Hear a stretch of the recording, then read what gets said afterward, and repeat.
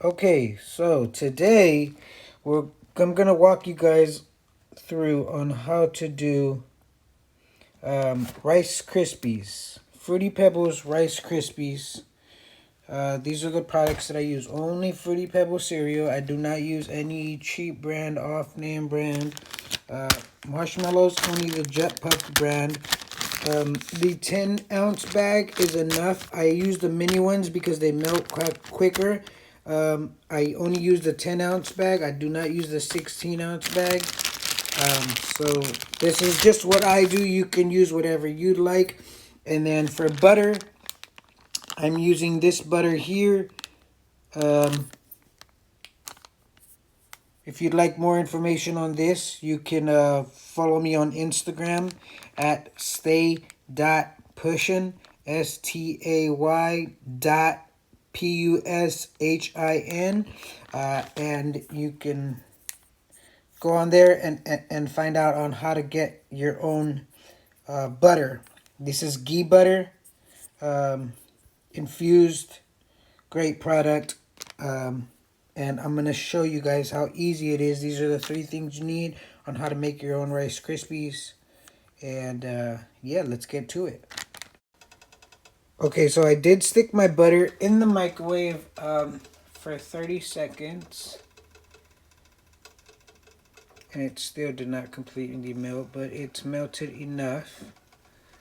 We're going to take this, pour it in there. I use silicone utensils for almost everything. For this kind of stuff, I like it because it scrapes the walls real well, and I'm able to get every last bit of butter out of this. And then you can even reuse these or save them, bring them back to me. And I'll reuse it for you. So you're gonna take that. Once your butter is completely melted, you're going to take the 10-ounce bag of marshmallows, not mushrooms, marshmallows. Sorry, I'm a little infused myself this morning. Pour that whole bag in. And this is going to take a little while, but I do not raise the temperature. I keep it at about a 2 or 3. You can see that over there. It's about at a 2. I like to not put it too high because then it'll burn and melt down. So that's the temperature that I keep it at. And then I just do a lot of mixing from here. Make sure all of the marshmallows. Hold on, let me fix this camera. I'm trying to get used to making these videos. So as you can see there, some of them are nice and shiny, getting the butter all over them.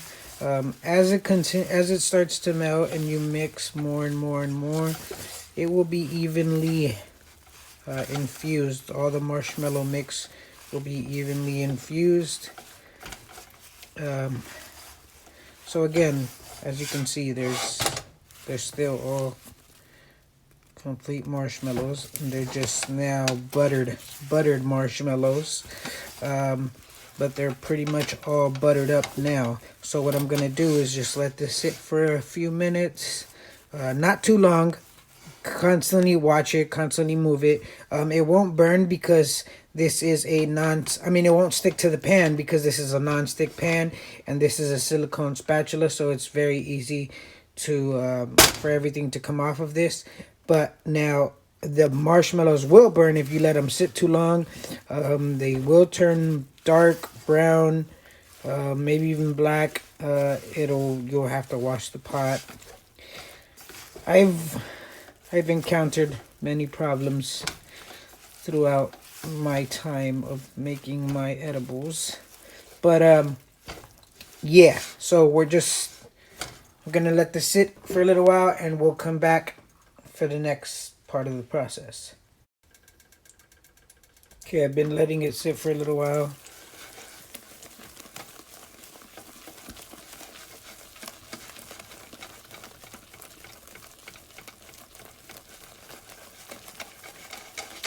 And now you just mix, mix, mix, mix. Takes a lot of mixing, a lot of patience making this.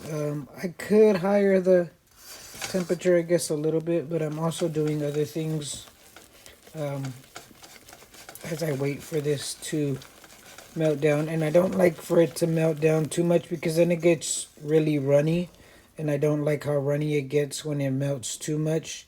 I like for it to be thick, stay a thick consistency, so that when I do pour the cereal in, it just kind of stays thick. It's thick. It's not like just a Rice Krispie that's has a lot of runny marshmallow mix, because then it just kind of sinks all the way through the Rice Krispie and will have a big thick layer at the bottom. I like for the whole thing to be soft. So when the marshmallow mix is still fluffy and not just flat and runny and melted down, that's how the Rice Krispies are able to stay soft and don't get hard when temperatures change, or when they change, when they get cold or are not hot anymore. Because usually when you open up a new one, it might be a little hard. You just stick it in the microwave for a few seconds on a paper plate or a plastic glass plate, doesn't matter, and they get soft again. But if it's too runny, it just stays hard and it's not good. So almost done. Should be take a little longer.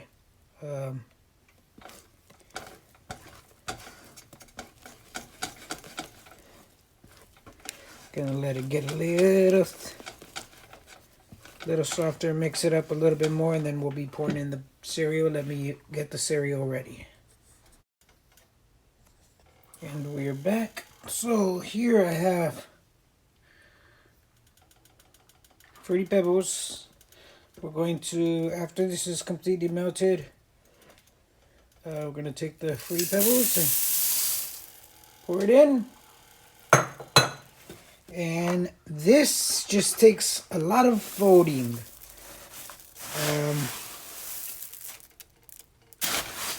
Like that. A lot of folding. Folding is kind of like mixing, but you're not doing so much mixing, you're doing a lot more folding. I do folding because I also don't like to make a big mess. The cereal will go flying everywhere. You start moving too fast, so gotta kind of move a little slower. And you see how some parts still have dry cereal, some parts have more marshmallow mix than other parts. You can see that as in the video as I go mixing or folding, and as I go folding, I continue to crush.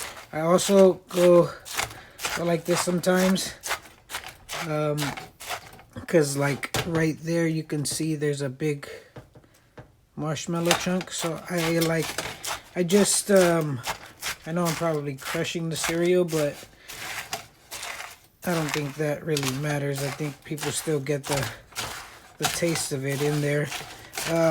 But I do this just to make sure it's all mixed in very well. Again, I start refolding over. I get all the sides, I get the ends, the middle. I gotta get all. You just gotta do a lot of folding. I do not go to the gym. I want to start going to the gym, but I did have somebody helping me, and they were sore the next day, simply from helping me do this for a few hours, making a bunch of Rice Krispies. So you will get tired, but it's really not that hard of work. It's just repetitive work, I guess you can say. Now, if you see, after so much folding, everything is pretty well mixed up together.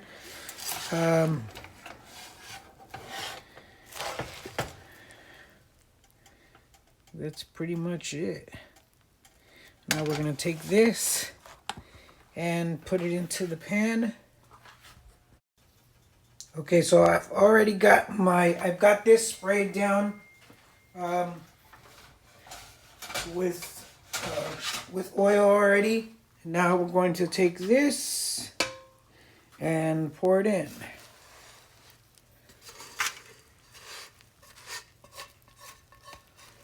And now the marshmallow mix sometimes sticks in the pot, as you can see, all of that. I make sure I scratch everything out of the pot. I leave it clean. Same way when I'm eating my food, I lick my plate clean. Because I don't like to waste anything. Oh, sorry about that, guys. I knocked over my stand. I don't like to waste anything, so I make sure I scrape out every last little bit, because also that is that's stuff that you don't want to waste. That stuff is valuable. It costs money, so you don't want to waste it. And of course, people want to enjoy that. Now that jar of butter had a total of 10,000 milligrams in it. This batch here is going to get me 18 small pieces, which makes 9 total bars, because I put 2 pieces to every bar. And so 10,000 divided by 9, you're looking at over 1,000 milligrams per each bar. So that's why my edibles say 1,000 milligrams, because I like to make sure they are what they say they are, even though they're a little higher. But at least I know it is what it says it is. As you can see there, I scraped out everything I could. Completely clean. Get that out the way. Dropping stuff everywhere. Now from here, get another pair of gloves. I use new gloves all the time, constantly, for everything.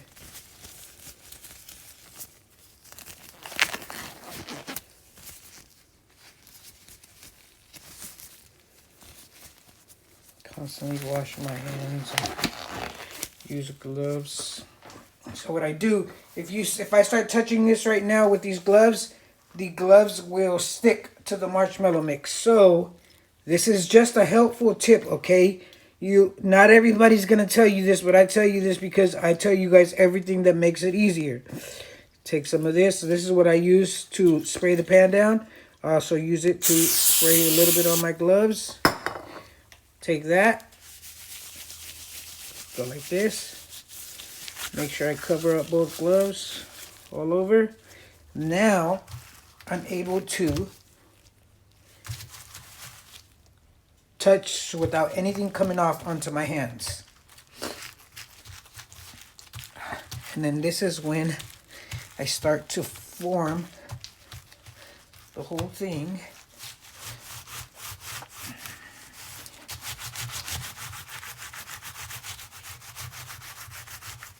Make sure it's all completely flat. Get all the edges down. Just walking you guys through the process of every little tiny step that I take in making these. I already sprayed my cutter down. This is my cutter here. Comes with it. I already sprayed it down. I like to spray it down. I walk into the backyard and spray it down because I don't like to get the oil all over everything. So once I have this here, you see 1, 2, 3, 4, 5, 6, 7, 8, 9, 10, 11, 12, 13, 14, 15, 16, 17, 18. You get 18 squares, which I use 2 squares for every package, and this is the part that takes a little bit of work. Got to put some strength into it because I don't have no body weight to put into it. My skinny ass. And there we have it. Let me take these gloves off. I can move this camera around a little bit for you guys. Take this off that stand, and that's what they look like.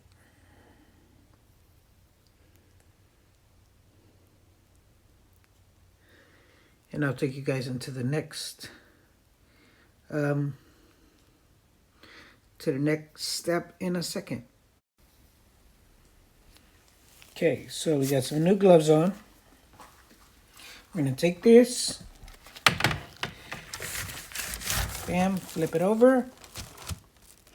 You can hear it and feel it fall out.